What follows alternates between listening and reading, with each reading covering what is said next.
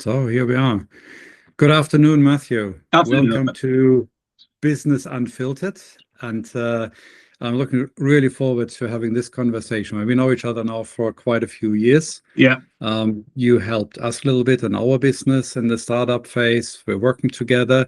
But today is not about what we do. Today is about what are the pressure points for businesses. And I have a few questions for you. But before we go there, and before I ask you what your actual role is and what Chadsan is doing, and ask you a little bit about what typical clients you have, I want to take you back to a much earlier point in your career. And this is the point when you decided, actually, I want to run my own business. I don't want to be an employee somewhere. I want to do it myself. And I'd like to hear from you, what was it actually that drove this, and how did it feel? What was the motivation, and did it materialize this way, or were there more surprises than certainty in the end, and you ended up in a completely different place? So let us know a little bit about how this was. Yeah, thanks, Oliver, and thank you for having me along for this conversation. Interesting question to start off with. I think, there was no particular point where I thought I made the decision. I don't want to be an employee anymore. I want to be self-employed. I think I was always sort of geared up for it, quite honestly. So I grew up in a family of entrepreneurs and small business owners in very different industries. The industry that I'm in. My father was a cattle dealer. My grandfather ran a dairy in Swansea, and so I was always self-employment. My didn't tend to be employees, so I was actually kind of the exception to the rule. When I went to university, came out, trained to be a chartered accountant, qualified back in Swansea, came up to London, worked at Eurostar, so did some years in industry at Eurostar and at Inchcape, and that was me sort of kind of rebelling against the family trend. But I always knew I wanted to, or from a very early stage, I knew I wanted to run my own things. When I was training as a chartered accountant in Swansea, I was in a professional firm of accountants. It was a great training experience, and they were a great firm, but it was old school, and I thought there's got to be a better way of doing this. There's something in me that doesn't like people telling me what to do as well. So I came to Eurostar. Eurostar was a fantastic company to work for, and it was very much, do a good job and you're recognised for it. Inchcape was very different. It was very corporate. Still a great group of people, but it was very corporate. You had to laugh at the right jokes, etc. And I can't be doing that. That probably was what cemented my decision to set up my own business. And quite honestly, I don't have the imagination to set up anything. I'd love to have set up something crazy, but I didn't have the imagination to set up anything other than what I was trained to do and what I was good at doing, which was being an accountant. But I wanted to do things very differently to the way that I'd seen them being done. I'd had that 6-7 years worth of experience in industry, so I could be from the other side of the table. I wasn't just working in practice, and that was a conscious decision to get that experience before I set my business up. Okay. And so, I went into it knowing that things could be done differently and more effectively, and in a way that provided true value to the clients that we're dealing with. So in a way, you were a bit fortunate, and because you have a profession that obviously can be, not easily, but can be applied as a self-employed person, as setting up a company. And then you have something very few business people unfortunately have, is you have the finance knowledge. Yeah, you know how finance works and what is required to run a business in a sound and safe way. Yeah. But then again, there are other things, and I don't know, maybe you had it as well, but sales and marketing, for example, So and this is usually where the minefield is, So you have things you know, and because of that, and with your background, obviously, you were drawn to being self-employed. But then you have things, blind spots, you're not even aware of that they are there. And how did this work for you? Was it a big shock, or was it something you were conscious of and were able to manage? How did this work? Yeah, it was definitely a shock. Absolutely what you say. So yes, I was fortunate that I had a profession that I could move into. So the numbers, got it nailed, absolutely. Running my own business and obviously dealing with my clients, I can deal with the numbers. Marketing is a very good example, not a clue. And quite honestly, that was the one thing I was most worried about setting up my own business. I was like, I'm not a salesman. I'm not going to be able to do it. In my head, I thought salesman is going out there and saying, come on, buy my stuff, and being really pushy. And actually, that's been the biggest surprise to me over the years. Don't get me wrong, I've made mistakes. I've done some ridiculous things when I started off, because that was the challenge for me, actually, was because I was coming out of industry, and so was my business partner, Ed. We didn't come into this, but usually when people set up an accountancy practice, they've come from practice, they've got a little portfolio of clients that they start with. We were starting literally from scratch because we both came from industry. And so we needed to get clients, right, and get them fairly quick. And I'd never done that before, so it was a steep learning curve, going out there, networking, talking, going to those networking events that I'd never gone to before, and going and talking to strange people and telling them about what you did. Over the years, though, I've worked out that actually I am quite a good salesperson. I'm a good salesperson because the best way to sell is not to sell, if you see what I mean. It's to just be passionate about what you do, interested in the people that you're dealing with. So, we deal with some really interesting businesses. I love talking to them. I love finding out what they do. And then where there's an opportunity for me to help them and to talk passionately to them about what I do and how I can help them, that's what I do. And that's the best possible way of selling in e-commerce. The last thing anyone wants at a networking event is an accountant coming up and going, do you want me to do your accounts? I can do tax. I can do it cheaper. Exactly. So that's the last one. Massive learning curve, and it's continued to be a learning curve. We've grown from just me and my business partner in our respective spare bedrooms to a team of 30 odd people now. And so, yes, sales and marketing was the hardest thing to nail early on, but then you've got HR and you've got processes and we made mistakes all the way, but we learned from those mistakes and continue to grow and get stronger. So you almost stole me off my next question here. So tell us about Chadsan and what you're doing now and how big it is, typical clients and this kind of stuff. Yeah. So and your role, of course. I mean, how could I forget that? So, well, we'll start with Chadsan, and then I'll talk about my role and evolution of that through that. 15 years now. We set up almost to the day, I think. And so in terms of Chadsan, we started with just Ed and myself in our respective spare bedrooms. Ed was in West London, I was in East London. Eventually we got our first employee, and we decided that she wasn't really able to work in either of our spare bedrooms. That wasn't practical, so we had to get an office, which we did in central London, Mortimer Street. So that was our first office. It was tiny. It accommodated, I think, 4 desks and a meeting table that was in the same office, but we didn't have a separate meeting. We had to meet with clients with everyone working around us. So we progressed now to, we've got a team of, I think, 32 people. Main office is in Guildford. We've still got a small presence in London. Most of our clients are London-based, actually.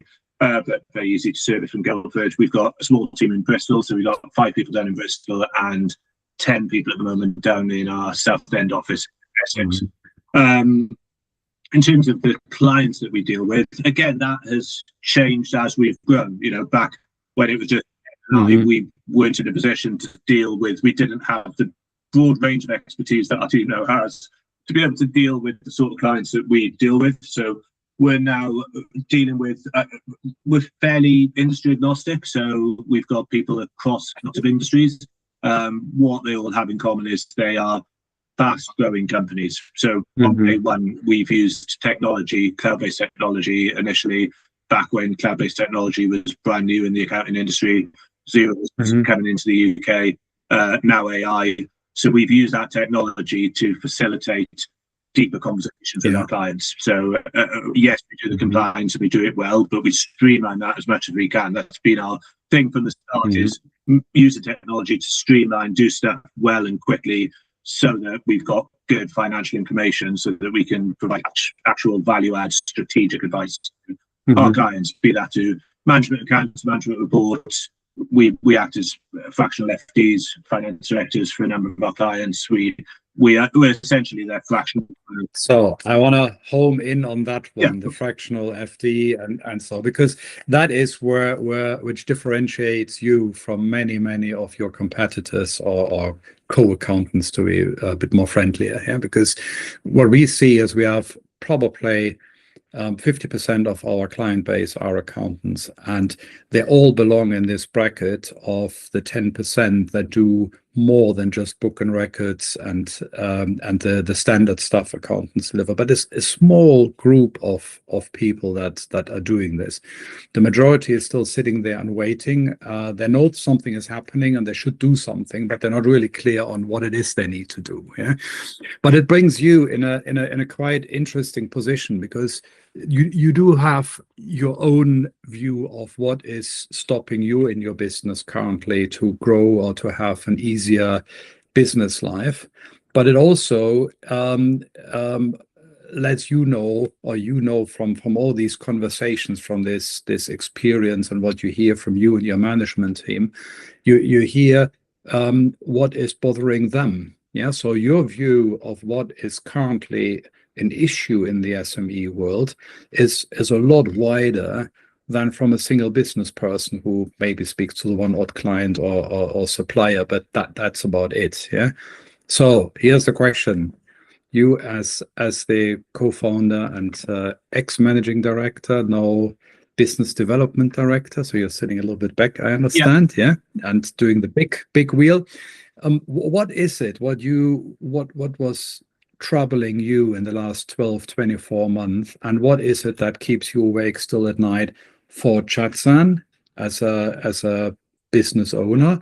But also, what do you hear from your clients? What are the big issues that cause trouble at the moment for businesses?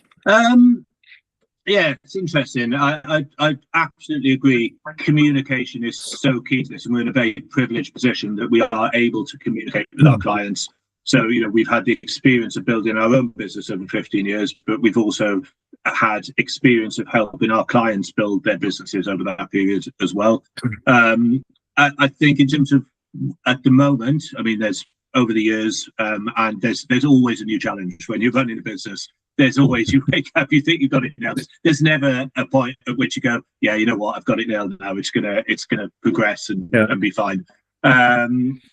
I think right now, I think staying relevant is the key challenge, and that is around technology and AI, particularly at the moment. But it's been the challenge from the start. When we started the business out, and we were one of the very few firms to start off with using cloud-based technology. It was a real hard sell to get clients to use the likes of Xero and QuickBooks Online, because no one had heard of it in the UK. They were all still on desktop software or bags of receipts, and we had to stand firm and go, no, we're not dealing with that. Cloud accounting is the way forward. It's the only way we can provide this sort of service.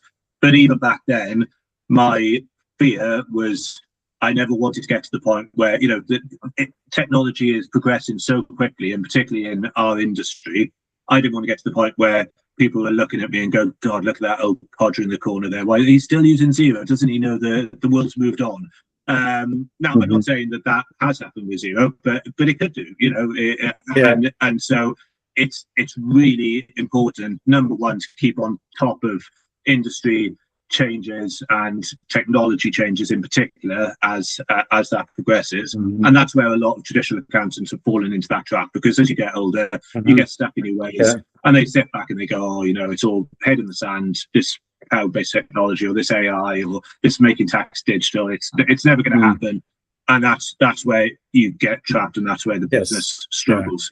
So we've worked really hard to stay relevant. And part of that was what we did, which you referred to back in August last year. My business partner, Ed, and I took a step back from the day-to-day running of the business. And that was a plan 5 years in the making, well, actually 7 years it turned out. 7 years ago, I sat down with Ed and said, you know what, at some point, we're not going to be the best people to run this business and to make the decisions that will push the business forward.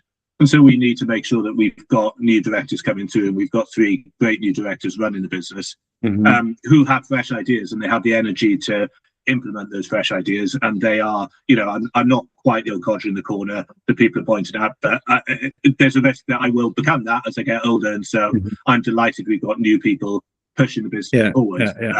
I think the other thing, generally, if you're looking at our business and all businesses at the moment, it's just the rate of change in legislation, global risk, global challenges. I mean, it does feel since COVID, well, actually, you date it back to Brexit, COVID, all the things that are going on in the world. Without getting too political, I don't think the current administration are doing anything to help small businesses or the people that advise small businesses to grow and to provide the economy with the growth that it needs. It just seems that every time you get over one hurdle, another one is thrown in your way, be it the increased employers' insurance, which has had a devastating effect on recruitment, and particularly recruitment of the younger generation in the UK, be it increases in corporation tax, be it extra administration of making tax digital, which has some positive elements to it, but the way it's been implemented, it's, I think, caused a lot of issues. It's just, I don't think policymakers sometimes think through the implications. They just go, it's fine, the accountants will deal with that. And yes, we will deal with it, but it causes us an incredible amount of stress. And the client has to get involved. It eats up our time, it eats up our clients' time, and that time could be used pushing their business forward rather than dealing with a new set of rules or a new set of taxes. So you said you recruited people yourself, not at least for the management team where you stepped out or stepped aside, and was that just in the back of your head, or was it a real issue, the additional NI contribution and all the stuff around it? Or how did this materialize in your specific case at Chadsan? Have you stopped recruiting, or have you been biting the bullet and say, okay, we have to get on with it and we do the saving somewhere else? So how does it affect a business effectively? Yeah, I mean, if we talk specifically about Chadsan, yes, we have stopped recruiting. That's down to a lot of different reasons. Partly it is we'd reached a stage where we were slightly over resourced, quite honestly, in terms of our team. So our team needed to get smaller for us to succeed financially. And we haven't got rid of anyone, but our team has sort of through natural attrition, bringing in new pieces of technology, and I think it's a combination of lots of factors, right? So if they hadn't put the national insurance rate up and made recruiting and employing people far more expensive, then maybe it wouldn't have made us go, when the next person left us, maybe we wouldn't have said, do we need to recruit replacements, or can we bring in some technology that will undertake that role? And so as a result, the workforce is getting smaller, the pressures are higher on us. Yeah, it's a combination of factors that has led to us. There's the whole thing around apprenticeships as well, so they've changed the rule around apprenticeship. And there's a, don't get me started on this, but there's an age track for so chartered accountancy trainees have always been on an apprentice scheme, which means that it's more cost efficient for us to train them. They have changed that, and so you can now be a level 4 apprentice if you are under the age of 22 when you qualify, when you start your training course. Now, what trainee chartered accountants start when they leave university, at which point they are 21, and depending on when in the year you were born, you're going to turn 22. So someone whose birthday is in October is all of a sudden a lot more expensive for us than someone whose birthday is in June next year. So that's it's just one little example of someone not thinking through the legislation. They made this rule, and all of a sudden they've made it. it's a birthday lottery when you leave university. As to how easy it is to get an apprenticeship role in a small business, in a small firm of accountants like ours, where you will, in my opinion, get a much better experience as a trainee accountant, as opposed to a bigger firm like PwC, where you're likely to be pigeonholed, not all the time, but pigeonholed into an audit role or a specific area of audit. And so all of a sudden, all of the chartered accountants are not going to get, there's going to be a much smaller range of training experience for trainee accountants, because they'll all be trained by the big firms. I've gone off on a tangent, but it's fine. But it's what we're here for. This is Yeah. all fine. I mean, if we stay with legislation for a moment, for a bit, obviously highly celebrated by everyone who was involved in the last 10 years in the run up for it, is what was announced in the King's Speech, that the payment terms will be now capped at 60 days. Yeah, so it's not law yet, but it most likely will come. What is your view on that? Is that changing the world? Is that problem solved? I mean, I think it's an incredible achievement. I think it's to get the government to change any legislation like that is fantastic. So when I saw it announced, hats off to everyone who's been involved in achieving that. And I think for some businesses it will be game changing. For others it will be very positive. I think it remains to see how that's implemented and how big companies, whether big companies are paying the way that they should be for not paying. I've worked in big companies, and I know that quite often it's not. It's just the wheels of bureaucracy that cause payments to take a lot longer. Small businesses, and it works the other way, right? We've had clients who come to us and they're so keen to pay their suppliers as soon as possible. Every time an invoice comes in, they log into their bank account for payment, and they come to us. We go, "You're logging into your bank account 10 times a day to make payment. When are you doing any other work? Just have it's fine. Pay all your invoices on time. Yeah, absolutely right. But do one payment run at the end of the month where you pay all of your suppliers at the end of the month." And so that's one thing for a small business owner, and that happens quite often. When you become a big business and your suppliers are faceless, it is just, you're in a system. So the legislation's fantastic. It's the practical application of that legislation that I think will be the real test. But I do think it's essentially, it's not right that small businesses get paid on ridiculously long terms. We make sure we signed up to the Small Business Commissioner's prompt payment code. But we've always paid all of our suppliers at the end of every month when they're due, or ahead of when they're due, if they give us more general terms. So yeah, I think it's a game. Yeah, I mean that is a good point, isn't it? Because it's a question of business ethics and morale as well. Yeah, it's not only what the law is saying, and that's where I'm a bit hot and cold with the thing. I mean, it's always good if there is a framework that is meaningful and gives people some orientation. So if people say, look, if you are a supermarket and you pay a farmer at 120 days, this is totally out of order. Yeah, this can't work. Yeah, this doesn't work for the industry, doesn't work for the small business. So you have to change it. 6 is the max. Yeah. But that is just the starting point. The question is then, what you said, the wheels in a big company, and I worked in one of them myself. Yeah, so I know exactly what you're referring to. Is sometimes the payment run is not every day. It's once a week, maybe every other week. Maybe there are 15 signatures required. Maybe there is a match from quote to invoice required, and it's not 100%. So it sits on the side and misses the pay, and all this kind of stuff is happening.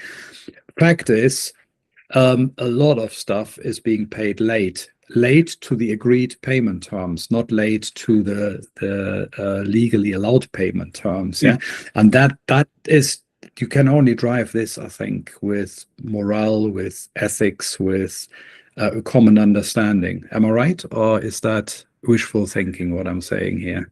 Yeah, I think there's an element of wishful thinking, because I think when you're dealing with huge supermarkets, it's whose morality are you talking about? You're talking about the morality of the person. You've got to have the whole organisation buying into that morality. So I don't think it's wishful thinking, but I think it is partly that the business has to buy into the morality of it, but it's partly they have to adjust their processes as well to account because, like you say, if we at Eurostar, there was no question about their morality. They wanted to pay their suppliers on time, but there was a purchase order system, and that purchase order system didn't work particularly well, and so things wouldn't get paid because the procurement team said that the purchase order we'd already bought the thing, but we couldn't pay it because the purchase order had to be signed off retrospectively.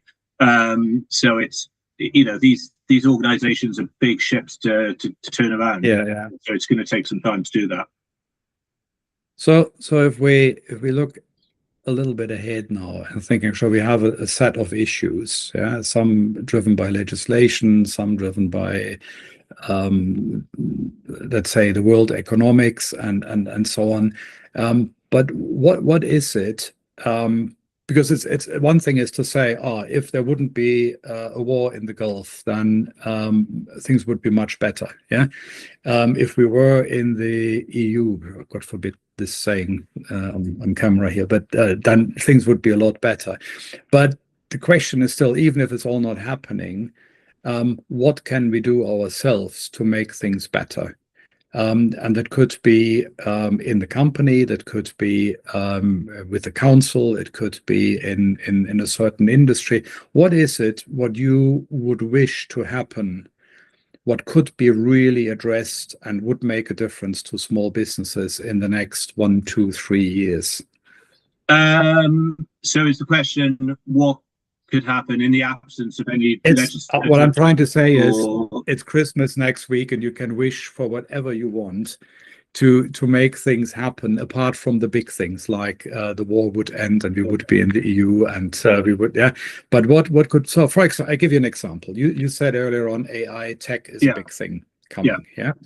The industry associations, including the chambers of commerce and FSB and IOD, they all offer extensive libraries of tips and tricks of what to do. There are forms. You would have enough lifetime to read them all. Yeah.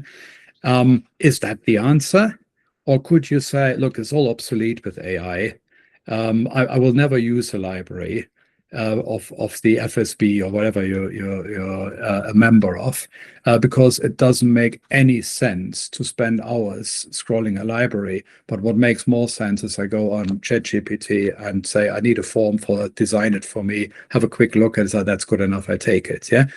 But that leaves the industry associations with a massive gap, because if the libraries are not good enough, what is their purpose? So do you see a purpose for them? Do you see a way how they could help small businesses? Because not everyone is as fortunate as you are, and you have at least your business expertise, and you have your finance expertise, and you have accumulated marketing and sales expertise over time. Yeah? A lot of businesses sitting there, and they have not that. They're a plumber and they can do plumbing, and that's where it stops. Yeah? So they need to go to someone and ask for help. So yeah, so that is the type of stuff I'm thinking. So who could help and in what way to make, in the current environment, where we can't change all parameters ourselves, yeah, what would make really a difference to Chadsan, to your clients, or even if you just look a bit wider, when you're in a few network groups, I know maybe from what you see and hear there, what would make their life better? What could be done? Okay, so none of the big stuff. So we can't end the war. We can't get rid of Trump. We can't. Yeah, well, at least just stop and making stupid decisions and freaking everyone out. Fine. Okay, let's have a think about that. I think you make a very good point about. So if we look at the trade associations like the FSB, you're right. You know, those libraries of information, I think they are essentially defined. Just say, no, there we go, we've got all this information, go and look it up there. Number one, even before AI, business owners are small business, and I'm coming at it from a small business perspective. We are so time poor. We just don't have the time to go and do the research in a library. We don't need to anymore, because actually AI, just at a very basic level, it's so accessible. And I'm not talking about, massive AI projects that will revolutionize what your business does, which are worth investing in and worth looking at. But that is a slow burner, that is, you don't want to be into changing everything about your business in a knee-jerk reaction to the introduction of AI. But what you can do very, very easily is use AI to help streamline and find information out. And so, and I know there are programs out there that will help small businesses access AI and show them the potential of it, because it's not until you start using it that you realize what the potential is. I'll give a very good example. I'm working at the moment on pulling together some branded items for promotional items for my business, and someone needed our logo in black and white. 2 years ago, I'd have gone, oh Jesus, I don't know how to make our logo black and white. Do I need to go to designer, or do I need to go and I'd have been scrabbling about. I needed it quickly. Yesterday I went, oh, I'll ask ChatGPT. Did it like that. Yeah. Recreated the logo, right format, right size, and it was done. You know, that's just one example of where AI can really help small businesses. And so if people are shown exactly how accessible it is, because it is accessible at basic level, I think that would really help. And that's what the trade organisations can get involved with. I think the other thing that they should focus on is collaboration. So collaboration among small business owners. Throughout the 15 years of running my business, I've come to realise just how powerful networking is, not just to generate new business, but just to generate new ideas, new perspectives from other business owners. So I run my own group of small business owners at the moment, where we collaborate on a monthly basis and bring our problems to the table. Everyone's in a different industry. I wouldn't want to be in the same room as everyone being accountants, because we'd all bring a similar perspective. So it's incredible how helpful it is to get different perspectives from different industries that are still relatable to what you do. If trade bodies like the FSB can work to encourage that level of collaboration and that level of honesty and openness, because it's tough, right? You get in a room with a load of business owners and no one wants to say, I've got a problem. Everyone's got problems. We've all got problems. Yeah. And actually, their problems are probably very similar. And if you all are open about those problems, then you can learn a lot from the other people in the room. So encouraging that, I think, is massively valuable. And then finally, and I don't know whether this counts as a big ticket issue, but just legislatively, I think we've got to get back. There was a concept years ago making of tax doesn't have to be taxing, and tax. There was an office of tax simplification, and it's a bit like a turkey voting for Christmas, right? Because you think, as an accountant, the more complicated tax is, the better, because the more complicated it is, the more people have to pay me to explain it. I completely agree. I think we need to make the legislative process, the legislative framework, as straightforward as possible, so that we can help our clients understand it. They can know what to expect in terms of tax liabilities, in terms of how to grow their business without tripping up on various tax liabilities. Share-based payments are a good example of this. You know, it's so complicated. Incentivizing your employees by giving them share options, or sharing your business, is such a good idea for a small business starting out that doesn't have finances to be able to pay huge salaries or huge bonuses. It incentivize, and there are schemes out there, but they're way too complicated. And giving people, your employees, shares, there's so many tax things that you can trip over. It just, a lot of business owners just go, too complicated for me, I'm stepping away from it. So making tax as simple as possible, and making the legislative arena as simple as possible, allows us to focus on what we want to do, which is advising our clients on strategic financial decisions, not can I save a few quid's tax here and there, what can I get away with and what can't I get away with. It's, you know, how do I structure my business to make it more profitable, to get more clients, to provide a better service to my clients. That's what the true financial strategy is. So that's what I'd like to say. And I guess there's also a continuity aspect as well. Yeah, I mean, it's hard enough to learn how it works, but if it changes every year, every 2 years, then it's a total nightmare. Yeah, and you touched on it on a few topics, or a few different angles on the same topic. You said they're totally under pressure, the small business, time-wise, and this all has become very complex. So they don't have the time to do all of that. Yeah, then the libraries are not fit for it. Then you say they need advice in terms of, you're a big advocate of networking, I know that, and I think networking is fantastic. Question is, could this also be structured from the trade associations? Yeah, could there be also more advice given not directly by themselves, but they could orchestra, say, hubs of advice for small businesses for certain topics, yeah, because not every business want to be an expert in everything. And then the last question is, and you touched it at the very beginning of our conversation when you mentioned fractional FD, yeah. So this is in another word is outsourcing, isn't it? Yeah. To say I can't afford or I don't want to have an FD. But the job needs to be done. I don't want to learn all that, and no library in the world give me the answers I need for that. So here you have it. Matthew, can you do this for me? Yeah. So this is probably a quite good mix you described there of things that could help. Yeah. Yeah, and I think picking up on that fractional FD point, and you referred to it earlier, Oliver. We offer fractional FD services. There are a lot of people out there who offer fractional FD, fractional marketing, fractional, and that's fantastic. That is one of the positives that has come out of COVID, remote working. These sort of services, you don't have to have a traditional sitting in an office 5 days a week, full-time finance director. You can have part-time, you can have fractional, you can do all sorts of things, and that is so important for small businesses because they don't, they got to get to a certain size before they need a full-time finance director or a full-time marketing director. And between that point where they're starting out and they get to that size, they have a change in need in terms of the expertise and the resource that they need. So I think what we do differently actually is at the moment there's still within the accounting industry, there's your traditional accountants who don't touch any of that fractional stuff. They do your compliance, they do statutory accounts. Then there's the outsourced FDs, and there's a lot of outsourced FDs that just do finance director strategic work. Where we try and position ourselves is not as a fractional finance director, but as a fractional finance department, because there's so many different skills. It's all very well having a fractional FD. If your bookkeeping's rubbish, I know. It's completely pointless. He's not going to be able to give you any decent advice. It's layered. You've got to have good. So you need a fractional bookkeeper first of all to get your bookkeeping right. You need a fractional management accountant to get your management accounting right. And then you need a fractional FD to look at those good reports and make strategic decisions. And they are very different skills.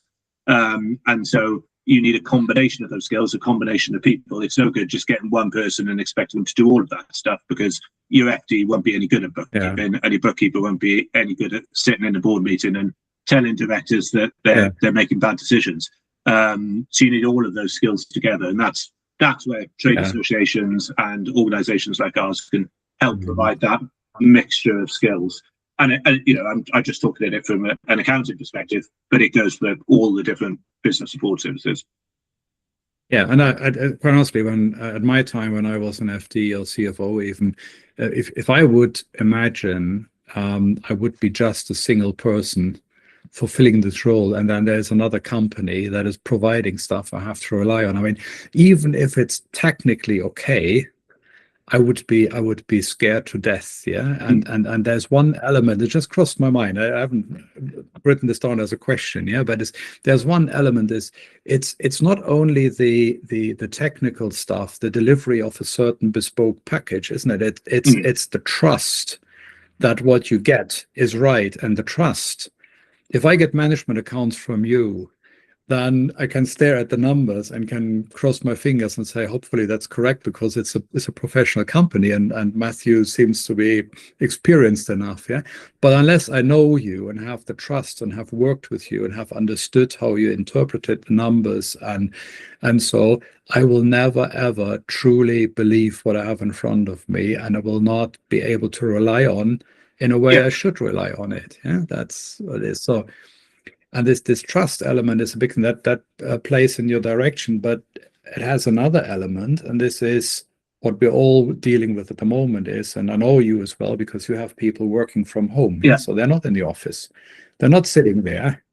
And you can't just walk over to their desk and say, hey, Steve, can you explain this to me? Or how did you get to this? Or so. No, you have to ring. Hopefully there is somebody at the other end available. Maybe it's a new person. You don't know even the person apart from the interview and a couple of chats. Yeah. So how do you deal with that? Is that God sent this home working because clearly it's efficient, in terms of cost reduction? Or is it worrying you as Jesus, these people, I really don't know them anymore. And how do they learn how Chadsan works? Because they never sit with me and have a chat over lunch. What other things are happening in the company? So how do you see that? Hot potato that is, Oliver. Yeah, it is. Oh, I run hot and cold on home working. I think there are some incredible benefits of home working and flexible working. I think those benefits primarily are for people of my age, right, who've got a family and children and things that they need to do, and also people at my seniority, where sometimes actually I'm a lot more productive if I'm sat at home without distractions and I can just crack on and do a piece of work. Yeah. I think it's great for the younger generation in that it's cheaper, right? Cost of living is a massive problem in this country. So if you're saving on the cost of traveling in, parking, buying your lunch when you're in town, that's positive for them. I do feel my concern is, and I often say, if I relate it back to when I first moved to London, I was 24 years old, working at Eurostar, and I got the job, went there. There was no homework, it just wasn't a thing. Then you wouldn't have even thought about it. If I'd have gone to Eurostar and they said, right, we're offering you the job, you know what, Matthew, great news. You don't have to come into the office. You can stay at home and do the job from home and you can work from home. I'd have told them, and this is when the swearing is going to come in, I'd have told them to back off because who wants to do that? That's not fun at all. That you know, that is. I'm 24, single, living in London. I want to play hard, work hard, go into the office, learn new skills. That's how you learn your softer skills. I'd never managed anyone when I first went to Eurostar, and so that's how I learned to manage people, was being in that office, talking to them. You know, I foolishly, naively thought everyone thought the same way as me, and I'd never been differently if I hadn't been sat in the office going, actually, some people don't want to be just left to get on with it. They want structure. And, you know, they work in a very different way. And so I wouldn't be half the manager I am now if I hadn't been working from home, and I really wouldn't have wanted to do it at all. I'd have hated it. But I think society now says to people graduates coming out of university, if you don't get to work from home, that's a bad thing. Your employer's not helping you. And you know, we offer flexible working to our whole team. So we do have graduates coming out of university who work 2-3 days a week in the office. I do think they miss out on, particularly when you're training to be a chartered accountant, that you learn from osmosis by sitting near to people, overhearing conversations and we have that, but we don't have it on a full-time basis anymore. And I think that is a shame. And from a cultural point of view as well, you know, it's still, they're a great team and they work really well together and they get on really well together, but it is completely different to pre-COVID times. I could have given the same speech. I was yesterday on a workshop with the University of Surrey, and that was the topic that was really on my mind. And I did exactly what you said. And what scares me, and I like to hear from you what you think. One is it might be a bit harder. It might be a bit more benefits on this side, a trade-off on the other side. But there is, for me, my single biggest issue is when I look at my young daughter, for example, if she enters the world and is being told maximum 2-3 days in the office, she will never understand how an animal like a corporate organization, Eurostar or Siemens or Chadsan works. She will never understand what it takes to become a manager, because we all know it's not just delivering good work. That's at some point in time, it's just a given thing. You have to be good, otherwise you will not get anywhere. But there are other things. There are the soft skills. How do you learn to adapt to people that are different to you and all this stuff? Is that a concern you share, or you think actually this will sort itself out, don't worry too much about it? I hope it will sort itself out, but as a parent myself, it is a concern I share. I think it's all that stuff you've described. Yes, it's challenging and it's scary. And I remember when I started my first job, I was terrified to pick up the phone to anyone. But you know, you learn to do that. You learn to interact with other people, and that's that's the thing that life is made of, right? Is interacting with other people. And so if you're sat at home, not having that interaction, I think it will have an effect on the way that you develop as a person. And and I'm a born optimist, so I think it will sort itself out. And don't get me wrong, I think there's lots of really positive things about being able to work from home for all generations. But I think we just got to be a bit careful that we don't, that the younger generation don't get this message that, you know what, it's a positive thing that to not go into the office. It makes a difference, and I miss it as well. I work from home quite a lot. And since August last year, when I stepped back from that day-to-day running the office, I started off working here in my home office, and within about 3 months, I was like, Jesus, I need to get out and mix with people a bit more, other than just the networking that I'm doing. So I know there's a co-working space in the research park in Surrey that I work from a couple of days a week, just because it's interesting to be there with other entrepreneurs and other business owners, and talk about what you're getting up to. Okay, fantastic. So we covered massive ground today in our conversation. But the final question is always, have I missed something you wanted to talk about? Is there something you feel, actually, I would have expected that question, or that is something I would just want to put on records here as well?